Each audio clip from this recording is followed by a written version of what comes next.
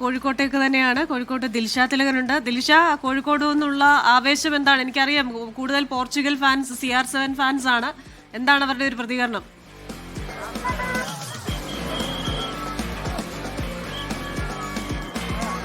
തീർച്ചയായിട്ടും ദിൽന, വലിയ ആവേശത്തിൽ തന്നെയാണ്. അത് പടക്കമൊക്കെ പൊട്ടിച്ച് ആഘോഷിക്കുകയാണ്. നമ്മൾ നേരത്തെ കഴിഞ്ഞ മിനിറ്റുകളെല്ലാം നമ്മൾ കണ്ടതാണ്.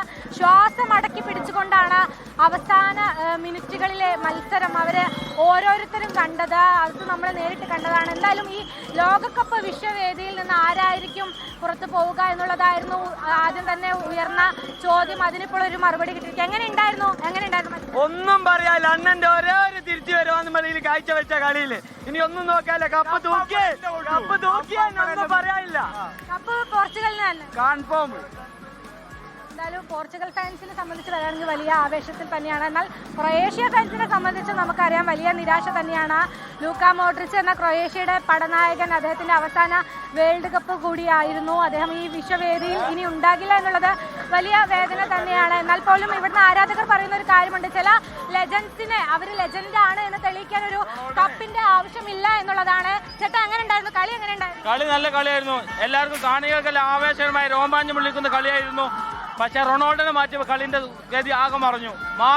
നിങ്ങൾ കണ്ടില്ലേ, ലാസ്റ്റ് റൊണാൾഡോ മാറ്റിയപ്പോൾ കളി ആകെ മറിഞ്ഞു. അതാണ് സംഭവിച്ചത്. എന്തായാലും പ്രീ ക്വാർട്ടറിലേക്ക് കടന്നു. അതെ. പോർച്ചുഗൽ ഫാൻ അല്ല, ഞാൻ ബ്രസീൽ ഫാനാണ്.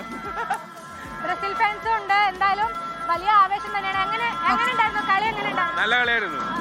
അത് കംബാക്ക്, CR7ന്റെ കംബാക്ക് തന്നെയാണ്. നല്ലൊരു കളി തന്നെയായിരുന്നു.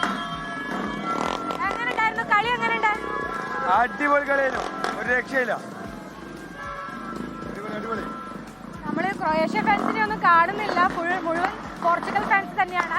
അവിടെ വലിയ രീതിയിലുള്ള ആഘോഷം അവിടെ നടക്കുന്നുണ്ട്.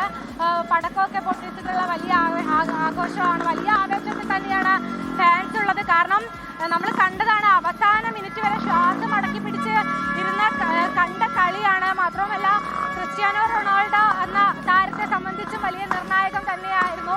അതുകൊണ്ട് തന്നെ ഫാൻസ് എല്ലാവരും വളരെയധികം ശ്വാസം അടക്കി പിടിച്ച് ആണ് ഈ അവസാന മിനിറ്റുകളിലടക്കം കണ്ടത്. വലിയ ആവേശം നിറഞ്ഞ പോരാട്ടം തന്നെയായിരുന്നു എന്ന് തന്നെ പറയാം.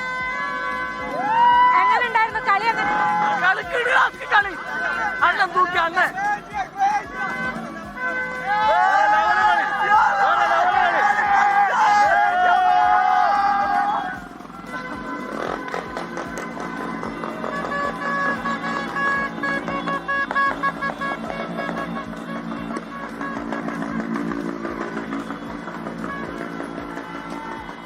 ശരി, കോഴിക്കോട് നിന്നുള്ള ആരാധകരുടെ ആവേശ കാഴ്ചയാണ് നമ്മൾ കാണുന്നത്. എന്തായാലും ഫുട്ബോൾ ആരാധകർക്ക് ആവേശമായി പോർച്ചുഗൽ ലോകകപ്പിന്റെ പ്രീ ക്വാർട്ടറിൽ കടന്നിട്ടുണ്ട്. ഇനി കാത്തിരിക്കുന്നത് സ്പെയിൻ പോർച്ചുഗൽ വാശിയേറിയ പ്രീ ക്വാർട്ടർ മത്സരമാണ്. വലിയൊരു തിരിച്ചുവരവ് ഇന്ന് ടൊറന്റോയിൽ കണ്ടു. ഒരു ഗോളിന് പിന്നിട്ട് നിന്ന ശേഷമാണ് 2-1 ക്രൊയേഷ്യയെ പോർച്ചുഗൽ തോൽപ്പിച്ചത്.